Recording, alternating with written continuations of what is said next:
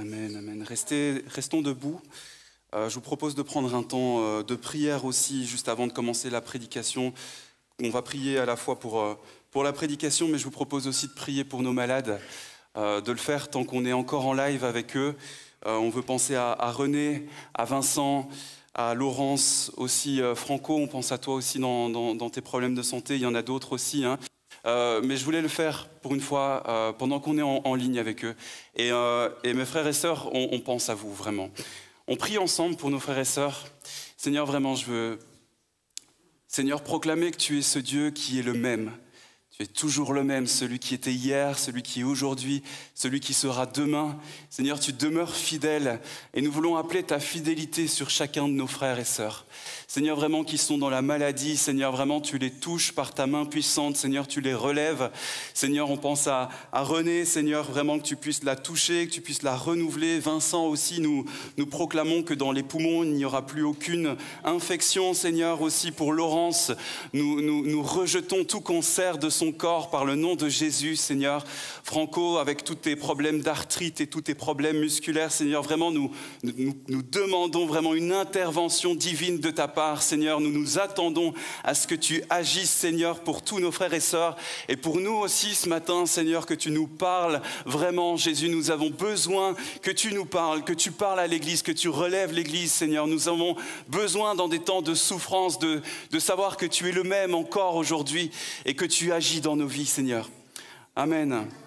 Amen. Vous pouvez vous asseoir. Est-ce que vous êtes réveillés ce matin? Ah, vous êtes réveillés. Il y en a qui sont réveillés. Luc, t'es réveillé? Ouais, ça va? Et spirituellement, est-ce que l'Église de Jésus-Christ est réveillée ce matin? Amen. Amen. On parle souvent de réveil dans l'Église et je voudrais juste vous poser une simple question pour vous en commençant tout simplement. C'est quoi un réveil? C'est quoi un réveil? On parle de réveil, on veut le réveil, mais c'est quoi un réveil? C'est quoi? Ok, bon, lorsqu'on étudie l'histoire de l'Église, on se rend compte qu'il y a vraiment des cycles dans l'Église qui se répètent. Et parce qu'à un certain moment, l'Église devient comme léthargique, comme presque morte. Il n'y a plus de nouveau, il n'y a plus de vie, il n'y a plus de soif, les gens n'ont plus soif de Dieu. Et tout à coup, il y a quelqu'un ou il y a un groupe de personnes qui se lèvent, un groupe de leaders peut-être qui disent « Dieu va le faire ». Dieu va intervenir. Il faut qu'il y ait plus que ça. On en a marre d'une église morte, rituelle et religieuse. Je m'attendais à un amen. Il faut que le ciel descende sur la terre. Est-ce qu'il y a des gens qui ont ça dans le cœur, ça dans le sang, ils disent non, il faut que Dieu intervienne là maintenant. C'est comme ça que les réveils commencent. Il y a différentes manifestations de réveil, différentes histoires de réveil aussi. Mais ils commencent tous de la même façon, quand des gens sincères avec un sens d'urgence crient à Dieu que le ciel descende sur la terre. Lorsque des gens font ça, alors le Saint-Esprit commence à agir. Il y a des gens qui commencent à se repentir de leur amertume, de leur immoralité, de leur dépendance, de leur égocentrisme, de leur orgueil. Et Dieu commence à faire des transformations profondes, surnaturelles dans la vie des gens. Combien ici ce matin veulent vivre un réveil en 2023? Amen. Combien veulent vivre également un réveil dans leur vie, dans l'Église, mais aussi dans ta famille? Combien veulent plus de Dieu en 2023? Plus du Saint-Esprit en 2023? Lorsqu'on étudie l'histoire des réveils, on se rend compte que le réveil est toujours intimement lié à une louange vibrante. Parce que quand tu vis un réveil spirituellement, tu veux chanter à Dieu. Et pas juste 30 minutes le dimanche matin. Quand tu vis un réveil personnel dans ta vie, qu'il se passe quelque chose, que Dieu agit, tu chantes dans ta douche, tu chantes au réveil, tu chantes dans le métro, tu chantes dans ta voiture, peu importe. Ça parle à quelqu'un? Non? Bon, ok, vous allez le vivre. Quand tu vis un réveil, tu chantes. C'est impossible de faire autrement parce que ton cœur est tellement dans la joie de voir ce que Dieu fait dans ta vie que tu chantes à Dieu. Et dans la culture des Hébreux anciens, le chant était vraiment central dans le Tanakh, c'est l'Ancien Testament. Et à des centaines de reprises, Dieu commande à son peuple de chanter. Psaume 9, verset 3, « Je chanterai ton nom, Dieu très haut ». Psaume 30, verset 5, « Chantez en l'honneur de l'Éternel, vous qui l'aimez ». Y a-t-il des gens qui aiment Dieu ce matin? Oui. Ben si tu aimes Dieu, tu n'as pas le choix, il faut que tu chantes. Psaume 33, verset 3, « Chantez-lui un cantique nouveau, faites retentir vos instruments et vos voix. » Retentir. C'est pas juste « car tu es Dieu ». Non, car tu es Dieu, c'est tout ton cœur, c'est retentir du plus profond de ton cœur. Ok, les Hébreux anciens n'excellaient pas dans toutes les formes d'art, c'est quelque chose que nous savons. Ils n'excellaient pas forcément dans toutes les formes d'art, ils étaient nuls par exemple en sculpture, en peinture, ou c'était pas leur truc, on va dire ça comme ça. Mais ils étaient, ou plutôt ils transcendaient toutes les cultures de leur époque en ce qui a trait au chant et à la musique. Ils chantaient tout le temps, tout le temps. Ils chantaient quand ils disaient bonjour, ils chantaient quand ils disaient au revoir, ils chantaient au repas, ils chantaient au mariage, ils chantaient aux funérailles, peu importe. Et encore aujourd'hui, vous allez en Israël et vous trouvez des Juifs qui chantent, qui dansent et qui jouent de la musique tout le temps, peu importe l'endroit, surtout à Jérusalem, c'est sûr. Mais c'est quelque chose de dingue. Moi, j'avais vécu, il y a quelques années, on avait été plutôt en hiver en Israël et on s'était retrouvés dans la synagogue intérieure près du mur des Lamentations, le Kotel. Et j'ai vécu un moment qui m'a retourné, parce que j'ai vu des Juifs qui avaient tellement cette foi en Dieu et ils chantaient d'un même cœur, mais les murs tremblaient par leur chant. Et pourtant, nous, c'est difficile. Et ça, c'est un vestige de cette culture-là.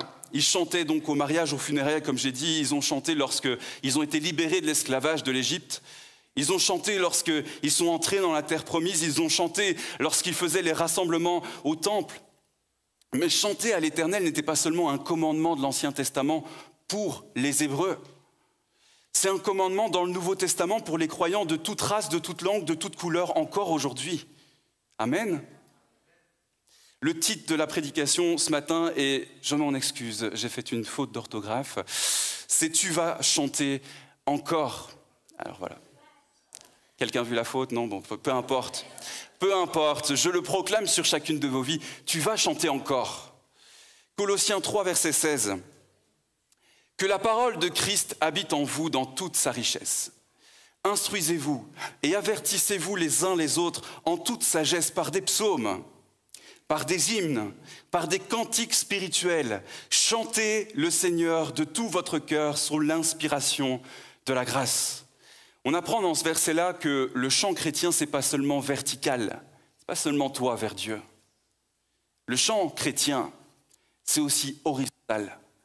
Quand tu chantes, tu es en train de rappeler à l'autre, tu es en train de rappeler peut-être plutôt à ton frère ou à ta sœur qui est à côté de toi qu'il a besoin de Dieu et que toi aussi tu as besoin de Dieu. Éphésiens 5, verset 18 dit un passage qui parle d'être rempli de l'esprit et ça dit « Ne vous enivrez pas de vin, cela mène à la débauche. Soyez contraire remplis de l'esprit » et j'ai déjà prêché là-dessus, il y a les 2 points. Ça veut dire que si vous souhaitez être rempli de l'esprit, voici ce que vous devez faire. Ainsi, vous vous entretiendrez par le chant de psaumes, d'hymnes et de cantiques inspirés par l'Esprit.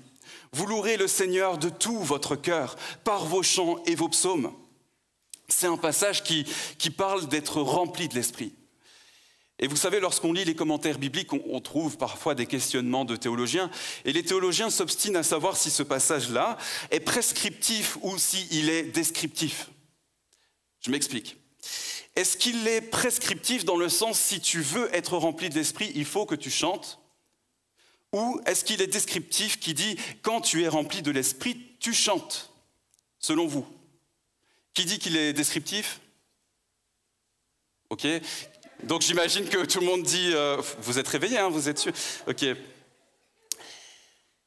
En gros, c'est est-ce que tu dois chanter pour être rempli de l'esprit? Ou est-ce que tu es rempli de l'esprit alors tu chantes? Ok, est-ce qu'on peut être vrai ce matin et dire que les théologiens se posent vraiment des questions inutiles parfois, hein? Vraiment, c'est les deux. C'est les deux, amen. Quand tu chantes, tu vas être rempli de l'esprit. Et quand tu es rempli de l'esprit, tu chantes. C'est les deux. Ok, j'ai besoin de vous ce matin. Donc, les Hébreux anciens chantaient, les croyants dans le Nouveau Testament chantaient, et les croyants de l'Église Nouvel Horizon chantent. Alors, ma question pour toi ce matin, c'est comment va ton chant? Comment va ton chant? Ce matin, laisse-moi proclamer sur ta vie que tu vas chanter à nouveau. Tu vas chanter à nouveau, mon ami, tu n'es pas prêt, ça va arriver. Comment va ton chant? Pose-toi la question, comment va ton chant? On va aller dans le livre des psaumes de nouveau ce matin, et on va prendre une portion qui se trouve donc dans le psaume 137. Psaume 137, ce psaume a été écrit alors que le peuple d'Israël était en exil à Babylone. En 587 avant Jésus-Christ, Nebuchadnezzar et son armée ont assiégé la ville de Jérusalem. Ils l'ont attaquée, ils l'ont réduit à feu et à sang, et ils ont détruit le temple de l'Éternel.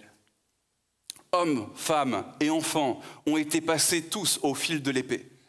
Et juste un petit groupe de personnes ont été épargnés. Et on a pris ces gens-là et on les a déportés dans la ville de Babylone. Et pour les Hébreux, c'était non seulement la douleur d'avoir subi une guerre et perdu le membre de leur famille, mais pour eux, ce qui s'ajoutait à leur souffrance, c'était la déportation. Parce que pour les Hébreux anciens, voici un peu comment ça se passait dans leur tête. Si on peut m'afficher la carte qui suit. Voici un peu donc Jérusalem, où ça se trouve pour ceux qui ne savent pas. Et puis Babylone, c'était plus ou moins par là. Et voici ce qui se passait un peu dans la tête des Hébreux à ce moment-là. Il y a Israël, puis il y a Jérusalem.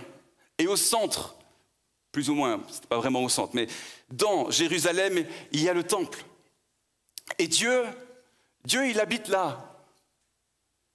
Puis nous, on est ici. Et c'est dans ce contexte-là que le psaume 137 a été écrit. Imagine les bons vieux jours de Jérusalem. T'es loin de tout ça, très loin. Et tu imagines les bons vieux jours de Jérusalem. Imagine chaque année, il y avait des dizaines de milliers, voire même des centaines de milliers de pèlerins qui se rassemblaient à Jérusalem, qui venaient pour des fêtes. Imagine qu'ils fêtaient tellement fort que des fois, il y avait des fêtes consécutives pendant 8 jours. 8 jours. 8 jours de fête. Ils fêtaient tellement fort qu'il y avait une tribu entière du peuple d'Israël qui était dédiée à la louange et à l'adoration. On les appelait les Lévites. Imagine une tribu entière avec des cymbales, avec des harpes, avec des guitares électriques, avec des pianos, des violons et tout ce qu'on veut. Et leur job, c'était de faire la meilleure musique possible et d'écrire les meilleurs chants possibles en l'honneur du Dieu créateur. Car il est bon et sa miséricorde durera toujours.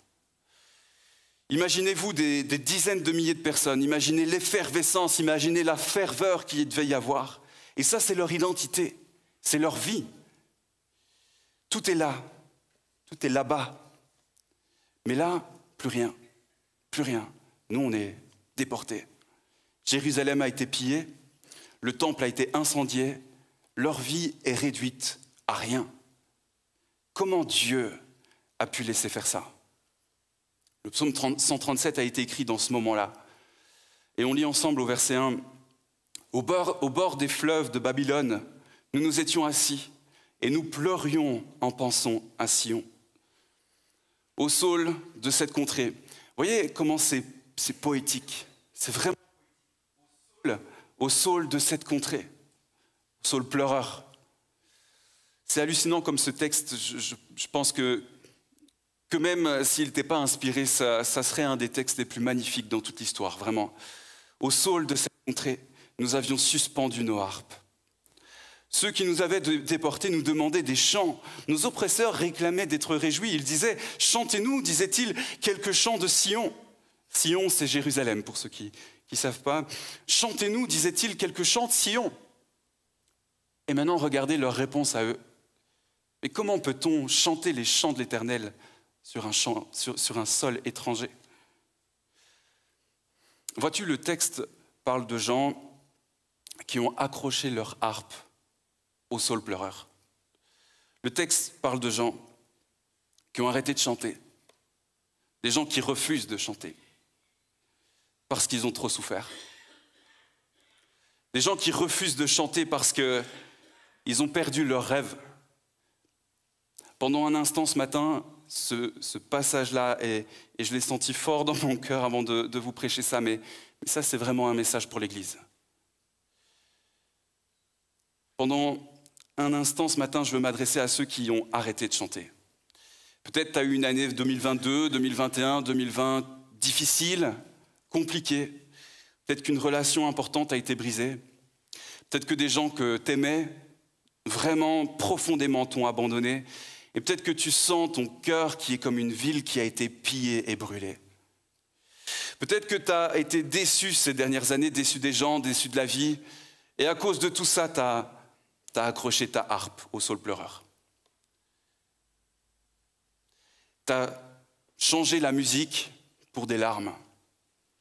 Église Nouvel Horizon, peut-être que tu as accroché ta harpe au saule pleureur parce que tu as trop souffert. Vois-tu, parfois lorsque la souffrance est trop grande dans nos vies, on a tendance à faire de notre vie une réponse à notre souffrance. On a tendance à faire de notre passé une excuse pour ne plus vivre le présent. Je le redis, on a tendance à faire de notre passé une excuse pour ne plus vivre le présent. Exactement comme les Hébreux. Assis au bord du fleuve de Babylone, ils disaient « Mais on ne peut pas chanter. On ne peut pas chanter.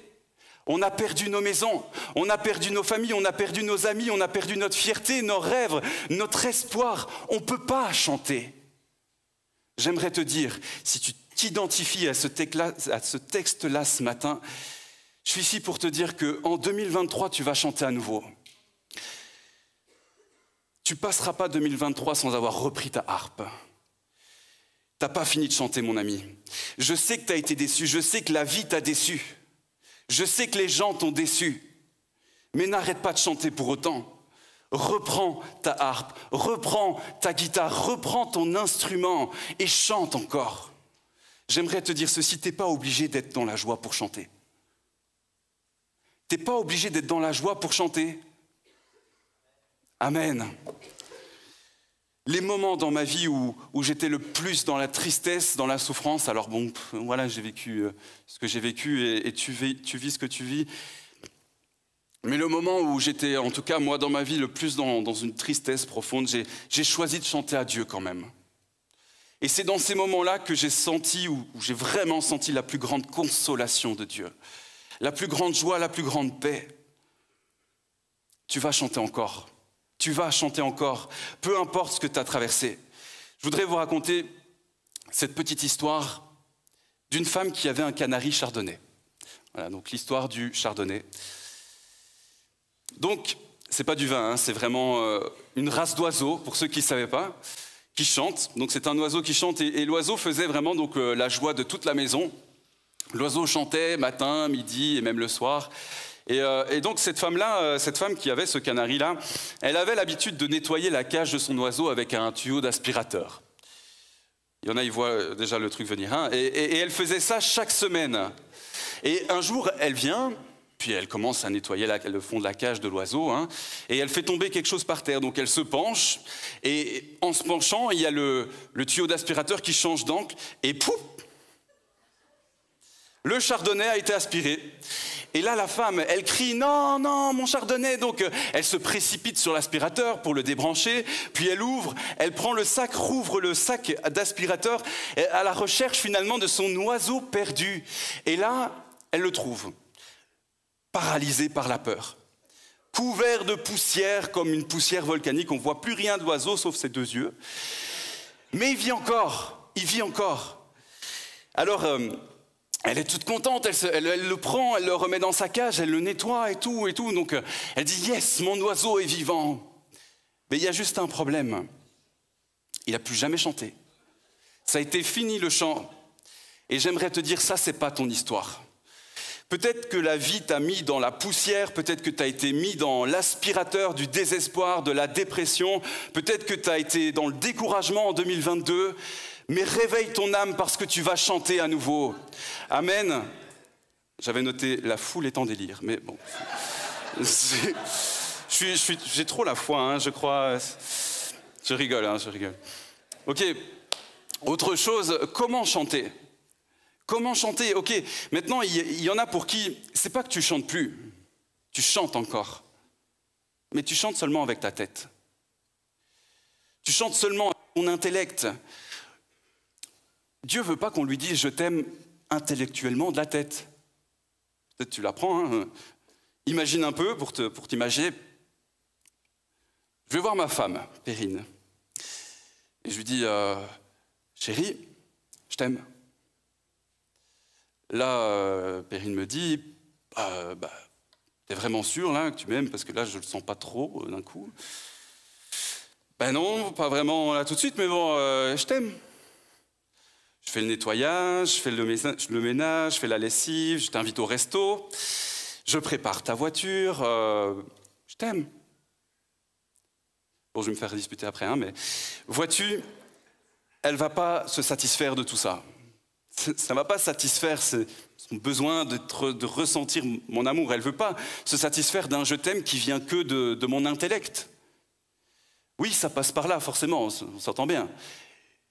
Mais ça doit venir aussi de là, ça doit venir de ton cœur, ça doit descendre de ton cœur. Dieu veut que tu sois passionné à propos de Dieu. C'est bête, hein, c'est si simple. Dieu veut que tu sois passionné à propos de lui. Une passion, une vraie passion, émerveillé par qui il est, par ce qu'il a fait pour toi. De voir tout ce qu'il a fait simplement pour toi et ta vie transformée. Ça doit t'émerveiller, ça doit te passionner. Il y en a qui disent « Oh, aimer Dieu, c'est juste l'obéissance à Dieu parce qu'il y a des versets qui parlent de ça. » Alors c'est vrai, il y a des paroles dans la Bible qui parlent de ça, mais ce n'est pas juste ça. Aimer Dieu, c'est pas simplement obéir à Dieu. Oui, aimer Dieu, c'est aussi obéir à Dieu. Et puis, si tu dis que tu aimes Dieu et puis que tu lui obéis pas, c'est pas cohérent. Mais c'est pas seulement ça. Aimer Dieu, ça passe par la tête, c'est sûr, mais ça passe aussi par les émotions. Jésus a dit, tu aimeras le Seigneur ton Dieu de tout ton cœur, de toute ton âme, de toutes tes émotions, de toute ta volonté, de tous tes sentiments et même de tout ton corps. Et à l'église Nouvel Horizon, on veut adorer Dieu, on veut chanter à Dieu avec notre intelligence. Amen. Ça veut dire qu'on veut absolument chanter des louanges à Dieu avec toute notre voix, à pleine voix. On ne devrait pas entendre la musique dehors quand on passe. Je ne sais pas si vous êtes déjà passé, puis on entend que les gens répètent, etc. On entend un bruit de fond de musique. Mais on ne devrait pas entendre la musique. On devrait entendre l'Église chanter ensemble d'un seul cœur et proclamer que Dieu est grand. Et quand quelqu'un passe promener son chien alors qu'on est en plein culte, il devrait se dire « Waouh, et il y a des gens qui aiment Dieu là-dedans. Hein » Vous savez, il y a des églises qui disent « Oh non, mais la louange, c'est juste de ressentir, c'est juste l'émotion, tout ça. » Mais pas seulement, non. Jésus a dit « Tu aimeras le Seigneur ton Dieu de tout ton cœur, de toute ton âme, de toute ta force et de toute ta pensée. » C'est tout ça. Ok, oui, tu dois aimer Dieu avec la tête, mais tu dois aussi aimer Dieu avec ton cœur. Parce que si tu aimes Dieu juste avec ton intelligence, entre guillemets, ça compte pas. Qui veut être aimé juste par une intelligence ? Personne. Non, il faut que ça vienne du cœur. Il y a des gens qui comprennent pas ça. Il y en a qui viennent à l'église peut-être régulièrement et tu regardes des personnes qui ont vraiment l'air presque possédées. Ouais, non, vous voyez pas vraiment de quoi je parle. Ils sont vraiment fous. Pour toi, adorer Dieu comme ça, c'est totalement fou. Alors tu te dis, oh là là, mais il y a quand même des gens qui sont un peu trop émotionnels. Hein. Non, tu vois pas de quoi je parle. Mais je te rappelle que tu es un être humain émotionnel, qui a été créé par un Dieu émotionnel et qui te commande de l'aimer avec ton cœur. Ça veut dire que tu ne regardes pas forcément à ton voisin. Moi, je m'en fous, en fait, si dans le fond de la salle, on m'entend chanter à Dieu, parce que je suis là devant Dieu. Et puis si je chante fort et que ça peut aider quelqu'un à élever sa voix, à prendre le dessus sur une situation, amen, que Dieu soit glorifié. Moi, je veux déclarer en 2023 que tu vas chanter à nouveau. Je ne vais pas arrêter de le dire, tu vas chanter à nouveau. Mais tu ne vas pas juste chanter de la tête, tu vas chanter aussi avec ton cœur. Il y en a de nouveau, c'est pas que tu as arrêté de chanter, mais c'est que ton chant est devenu vide. Ton chant est devenu sec, aride, juste sec. Et souvent, ça arrive parce qu'on permet au péché de s'attacher à notre cœur.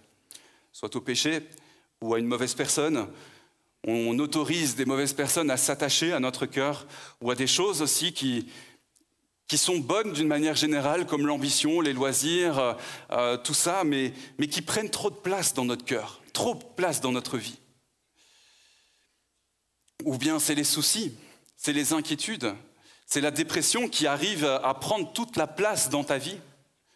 Et après, on n'est même plus capable d'avoir une vraie louange envers Dieu. Il y a certaines personnes, c'est parce que tu t'es laissé contaminer par l'amertume. On n'a pas réussi à passer l'éponge, on n'a pas réussi à pardonner, on n'a pas réussi parce qu'on a été déçu, on a été délaissé et on n'a pas réussi à passer au-dessus, par-dessus. Et aujourd'hui, en réalité, ça a pris le dessus sur toi. On n'est plus capable d'offrir à Dieu une louange qui est vraie, qui vient du cœur. On chante et on sait très bien nous-mêmes que ce n'est pas vrai. Alors parfois on sent comme si, enfin, on prend un temps de louange et puis on sent comme si ça remontait. Ça y est, enfin ça revient et puis boum, ça retombe comme un soufflet. Je veux déclarer qu'il y a de l'espoir pour toi. Si c'est toi ce matin, il y a de l'espoir pour toi. Tu n'as pas à faire pénitence, tu n'as pas à essayer de gagner la faveur de Dieu. Tu as juste à ouvrir ton cœur à nouveau en disant « Seigneur, je suis sec. Là, je suis sec. Je ne sais pas quoi faire. Je ne suis pas capable de me débrouiller tout seul. Je ne sais même pas comment te chercher. Je ne sais même pas comment te louer. Mais je veux te chanter pour vrai. Seigneur, aide-moi. Et je veux te chanter avec mes tripes. Je veux te chanter avec mon cœur. Viens m'aider. Viens m'aider, Seigneur, parce que je ne sais même pas comment je dois faire. » Recherchons à être simples avec Dieu. Vous allez sur Internet, il y a 100 millions de personnes qui vont vous dire « vous devez faire ça pour trouver Dieu ». Cherche par toi-même, simplement. Dans la simplicité, je sais pas, si tu veux lire la parole, tu prends la parole, puis il y a un verset qui te parle, et puis tu pries sur ce verset. Je sais pas, enfin, je suis pas en train de vous donner une autre méthode, mais cherchez votre méthode, cherchez simplement Dieu dans sa présence. Recherchons à être simples, il n'y a aucune méthode spécifique, c'est juste une histoire d'envie, une histoire de passion, une histoire d'émerveillement, d'être ébloui devant la majesté de Dieu, tout simplement. Après avoir vu comment va ton chant, etc., je vous demande, mais pourquoi chanter ? C'est vrai, pourquoi chanter finalement ? Voici pourquoi chanter. Parce que la louange amène la présence de Dieu. Partout autour de nous, Dieu est là. Dieu est omniprésent, c'est ce que nous enseigne la Bible. Mais la présence manifeste de Dieu, c'est différent. Dieu, sa présence, elle est partout, elle est générale. Mais il y a des moments dans la vie où Dieu manifeste sa présence. Et vous savez quoi ? Ces moments-là, ce sont des moments où il se passe des choses incroyables. Ce sont des moments où l'Église se rassemble d'un seul cœur. Et c'est là qu'on voit d'ailleurs que l'Église en ligne, ce n'est pas biblique. Ce sont des moments où on a un sens de transcendance, parce que Dieu est en train de faire quelque chose dans la vie des gens. Lorsque David, le psalmiste, a dit « moi », en tout cas moi, la chose que je voudrais plus que tout, c'est d'habiter dans la maison de l'Éternel jusqu'à la fin de mes jours pour contempler la magnificence de l'Éternel. Il est en train de dire ce que je veux. Vraiment, c'est la présence de Dieu manifeste. Ce que je veux, c'est vivre la présence de Dieu ici, maintenant et pour l'éternité. Combien ici veulent faire partie d'une église où la présence de Dieu vient quand on se rassemble ? Où on ne vient pas juste pour un rituel religieux, pour faire plaisir à l'un ou l'autre. On veut la présence de Dieu. On est prêt à combattre, parce que c'est aussi parfois des combats spirituels. Mais on est prêt à tout faire pour rencontrer Dieu en église. Je ne vais pas me laisser chanter comme ça, juste tout bas et tout, et je vais laisser les autres chanter, parce que j'ai peur qu'on entende que je chante faux. Vous avez bien vu que je chante faux, et puis peu importe. Enfin, bon, je ne veux pas non plus me mettre en avant, hein, c'est pas ça. Hein. On veut la présence de Dieu. La louange amène la présence de Dieu, mais elle amène aussi le salut de Dieu. Il y a certaines églises qui ont peur du chant. Ils ont peur du chant. Il y a vraiment des mouvements aux États-Unis où on essaye d'évacuer ça parce qu'on se dit, mais le chant, là, si une nouvelle personne vient dans l'église, c'est un peu traumatisant pour lui, ça chante fort, ça chante faux parfois, les gens lèvent les mains, etc. Qu'est-ce que les nouvelles personnes vont penser de ça, etc. Et il y a vraiment des mouvements qui veulent mettre le chant en dehors de l'église. Vous savez quoi? Moi, je pense que c'est le contraire. J'en suis absolument convaincu parce que une nouvelle personne qui vient à l'église Nouvel Horizon, peut-être qu'elle ne va pas comprendre tout ce que je dis, tout ce que je prêche là, et dans le fond, c'est normal, bien que, enfin on peut discuter, mais bon. Mais un nouveau peut comprendre le langage de la louange, parce que son âme le ressent. Pourquoi il y a tellement de gens qui sont jamais venus à l'église et qui, un beau jour, mettent les pieds peut-être à l'église Nouvel Horizon et puis au premier accord, au premier chant, ils ne croyaient pas avant et puis ils croient maintenant au premier accord. Et bon, je caricature un peu, mais pourquoi? Parce que Dieu, à travers le chant, à travers la musique, manifeste sa présence. J'ai déjà eu des gens qui sont venus me voir en me disant, mais je sais pas trop bien ce qui s'est passé en ce moment-là, mais d'un coup, je me suis mis à pleurer. Il y avait une telle présence. Et moi, je lui dis, mais je sais ce qui s'est passé. Voilà ce qui s'est passé. Ton âme a la capacité de comprendre des choses que ton intelligence n'a pas encore compris. Ton âme a la capacité de comprendre des choses spirituelles que ton intelligence n'a pas encore compris. Est-ce que vous avez déjà entendu l'histoire de ce gars qui rentre dans l'église? Et lui, il est athée. Il est athée, ok? Puis les gens commencent... La louange commence, puis il y a quelque chose qui monte en lui, puis qui dit, mais je crois. Mais son intelligence lui dit, mais non, je crois pas, je suis athée. Et là, il y avait cette espèce de combat en lui-même, je crois, non, je crois pas, je crois, non, je suis athée. Et il comprenait pas, mais c'est exactement ça, ton âme a compris et ton intelligence va comprendre après. Puis ton corps, c'est le dernier à comprendre. Combien savent que le corps, c'est parfois le plus long à comprendre? Vous voyez de quoi je parle, non?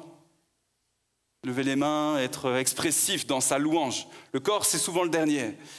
Pourtant, c'est aussi du corps que vient l'expression de la louange. J'ai déjà fait des prédications là-dessus. Hein. La louange amène le salut de Dieu. Mais la louange amène aussi la guérison. Jérémie 17, verset 14. « Guéris-moi, Éternel, et je serai guéri. Sauve-moi, et je serai sauvé. Car ma louange, c'est toi. » Maintenant, ce n'est pas quelque chose qu'on peut manipuler. Et là, il faut avoir un équilibre. Ce n'est pas quelque chose qu'on manipule. Tu viens, tu chantes et Dieu te guérit de tout. Non, ce n'est pas comme ça que ça se passe. Ce n'est pas une règle. On ne peut pas manipuler Dieu. Dieu fait ce qu'il veut. Mais d'un autre côté, on voit dans la Bible que la Bible enseigne que dans la louange, Dieu manifeste également sa guérison. Mais quand on parle de guérison, on pense directement à une guérison physique. Alors que moi, je crois que parfois, on a plus besoin d'une guérison interne, parfois même psychique, mentale, une guérison de cœur. Et ça, on en parle parfois moins. Je voudrais vous montrer maintenant un témoignage qui, personnellement, m'a bouleversé il y a déjà plusieurs années. Et au travers de cette histoire et de ce chant qui a été écrit, au travers de cette tragédie, je me suis dit, mais Dieu guérit nos vies aussi au travers de chants inspirés qu'il nous faut proclamer, alors qu'on ne le vit pas encore. Il faut proclamer des choses parfois dans des combats spirituels. On n'est pas en train de les vivre, mais on proclame la vérité sur nos vies. Amen. Je vais simplement laisser ce témoignage. Si on peut passer... voilà, et normalement tu dois appuyer juste une fois et mettre le son si c'est possible. Alors, il faut vraiment juste rappuyer une fois et laisse se faire.